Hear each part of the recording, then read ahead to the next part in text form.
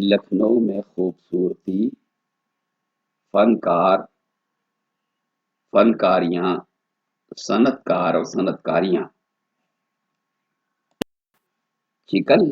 شہر لکھنؤ کی وہ قدیم ترین صنعت کاری ہے جو پرانے زمانے سے محفوظ ہی نہیں رہی بلکہ ہر اعتبار سے برابر ترقی کرتی گئی ہے، اور اس کی شہرت اب ملک کے باہر دور دور تک پھیلی ہوئی ہے۔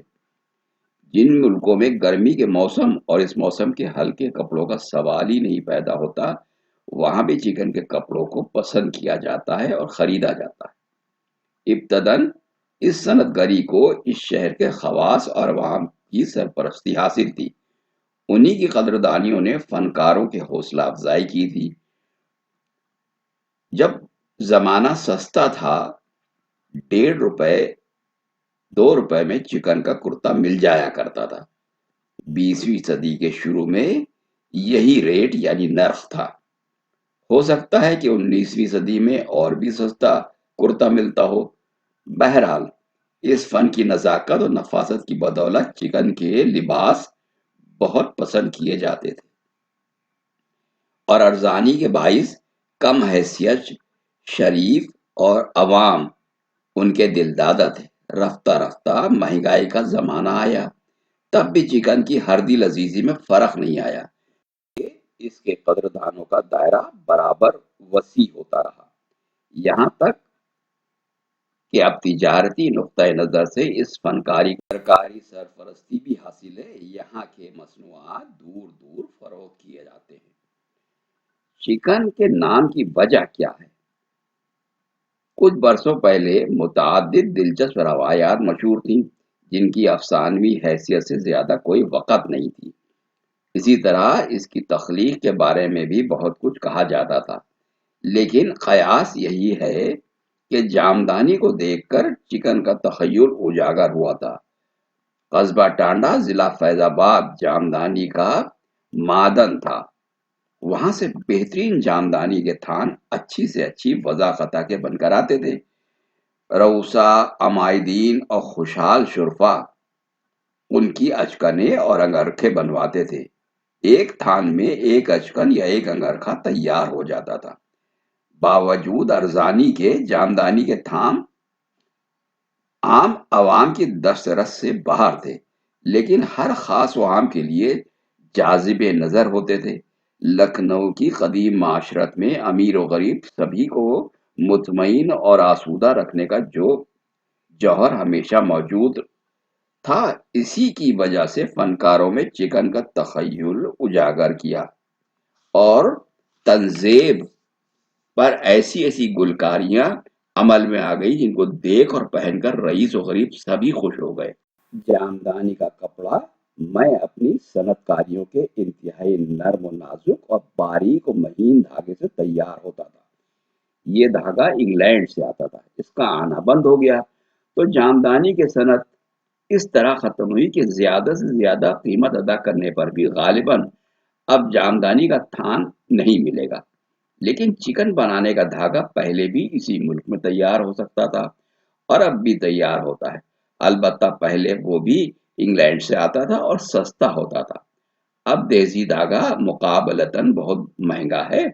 دوسری خصوصیت چکن کی یہ ہے کہ یہ کام تنزیب پر بنایا جاتا ہے۔ چکن ساز کو کپڑا تیار کرنے کی زحمت گوارا نہیں کرنا پڑتی، اس کو سلا ہوا کپڑا فراہم کر دیا جاتا ہے یا وہ خود ایسے کپڑے خرید کر چکن کا کام تیار کرتے ہیں۔ پرانے زمانے میں تنزیب بھی بہت باریک آتی تھی، ویسی تنزیب اب کہیں نہیں دکھائی دیتی، لیکن چکن کے کام نے اتنی ترقی کر لی ہے کہ موٹی تنزیب تو درکنار، مقابلتاً دبیز کپڑوں مثلاً ارگنڈی وغیرہ پر بھی چکن کا اچھا کام تیار کر لیا جاتا ہے۔ لکھنؤ کے پرانے محلوں اور لکھنؤ کے قصبات میں چکن کے کام کرنے والے بہترین کاریگر موجود ہیں، اور یہاں پر اس صنعت کو کافی ترقی بھی مل گئی ہے۔ یہی وجہ ہے کہ جب اس قسم کی نمائش لگتی ہے تو اس میں جگہ جگہ سے چکن کے ملبوسات فروخت کرنے کے لیے آتے ہیں۔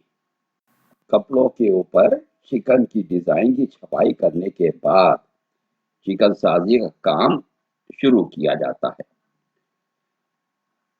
और नमूनों के मुताबिक चिकन साजी का काम भी मुख्तलिफ और मुतअद्दिद तर्जों से होता है।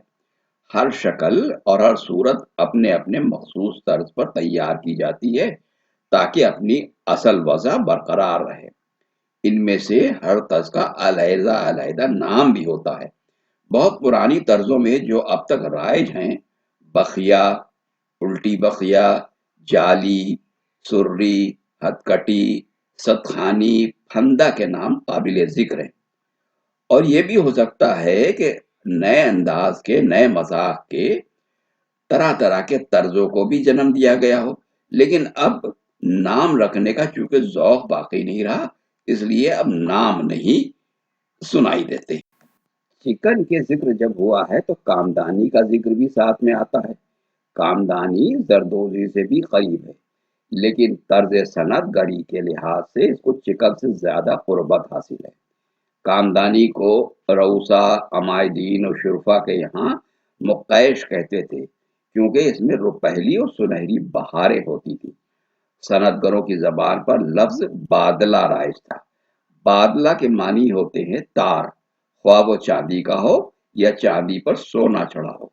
कामदानी का काम इन्हीं तारों से बनता था। ये इसको भी बादला कहते थे।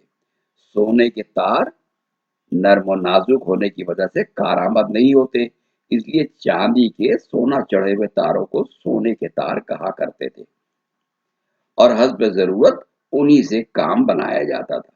मर्दाने मलबूसात में टोपियों और कुर्तों पर कामदानी बना करती थी और औरतों के लिए कामदानी के शलूके, दुपट्टे इस्तेमाल कर होते थे। असल कामदानी वही थी जिसमें कपड़ों पर रुपहली या सुनहरी बिंदकियां दूर दूर डाल दी जाती थी और इन बिंदकियों को दाना फर्दी कहा करते थे। रफ्ता रफ्ता इन बुनकियों के डालने में नई डिजाइनें यानी वज़तें और कतें इजाद कर ली गई थी। हर मखसूस वजह पर बिंदकियां इस तरह डाली जाती थी कि वह खास शक्ल या शबाहत रूनुमा हो जाए। इन वजहों में हर एक के अलहदा नाम रख लिए गए थे। बाज नामों की मुनासिबत शक्ल शबाहत से थी, लेकिन बाज नाम शायराना अंदाज में रख लिए गए थे। चंद वजह जो कुछ बरसों पहले बहुत मरगूब थी, उसमें सलीमी, बादली, औरिया, पट, सतखानी, किरण, मुंडा किरण, चपटा किरण, जाली, सात मेल रंग, चांद, नाखूनी वगैरह वगैरह कहलाती थी और बाद वजहों में कच्चा और पक्का दोनों तरह का काम होता था।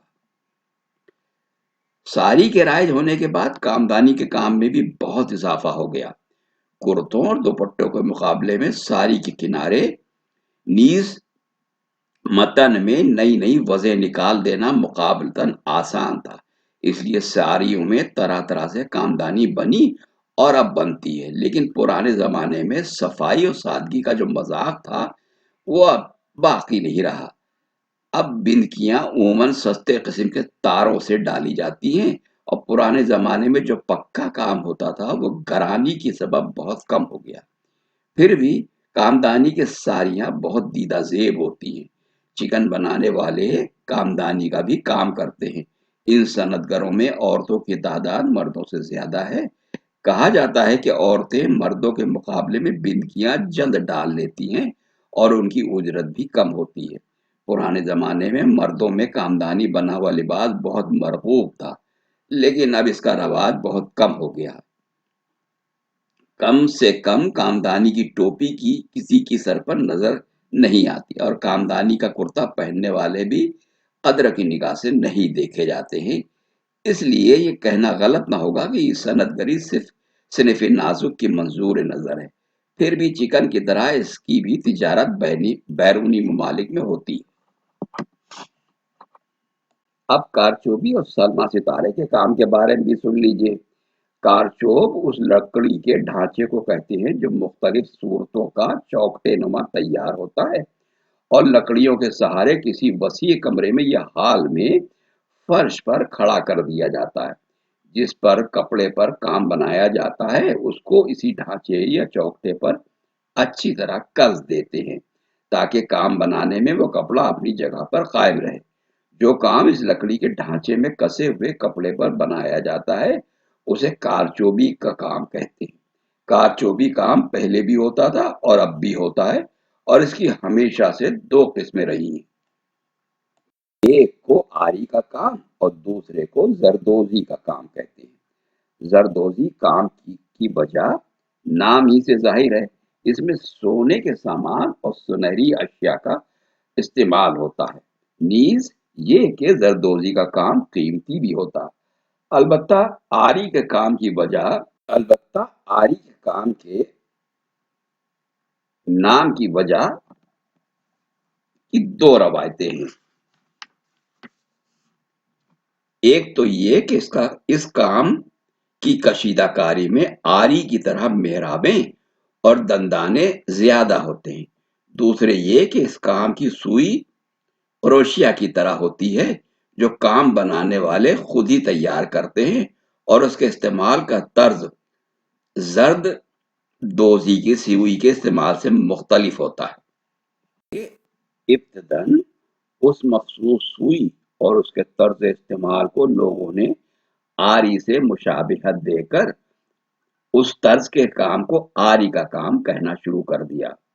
आरी के काम में उमूमन कसब यानी कलाबत्तू, रेशम और सितारे वगैरह इस्तेमाल होते हैं। यह काम आमतौर से छपाई पर होता है।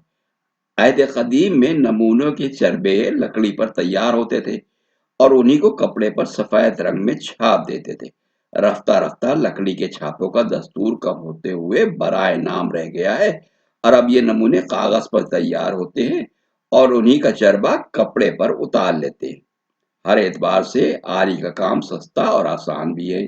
यही वजह थी कि इस तर्ज पर तैयार करता मलबूसात अवाम खवास में सभी इस्तेमाल करते थे। ये मलबूसात मर्दों के बराए नाम औरतों के ज्यादा होते। रौसा के यहाँ आरी का काम भी कीमती बनवाया जाता था और महल से मोती भी टांग दिए जाते थे और उनके यहाँ की वज़ें और कतें ज्यादातर खुद उन्हीं की पसंद से तैयार होती थी। यही वजह थी कि आरी के तर्ज पर तैयार करदा कपड़ों में तनूह होता था, लेकिन फिर भी जो कपड़े इस तर्ज पर तैयार होते थे उनमें दुपट्टे, पायजामे, गरारे, हजारे ज्यादा होती। इस तर्ज की हर दिल अजीजी का ये आलम था कि गरीब आवाम की औरतें भी छपी हुई सदरी अपने लहंगों पर आरी का काम बनवा लेती थी। साड़ी का रवाज होने के बाद इस काम में बहुत फरोग हुआ और अब बेशुमार साड़ियां इसी तर्ज पर बनवाई जाती हैं। इन लिबासों का एक्सपोर्ट गैर ममालिक में भी होने लगा और वहां इसको काफी पसंद किया जाता है। इसलिए तरह तरह की वजह भी ईजाद हो गई। पहले कपड़ों के हाशियों या पसे पुष्ट सिर्फ कैरिया या फूल नजर आते थे, लेकिन अब बेशुमार नक्शो निगार मारजे वजूद में आ गए।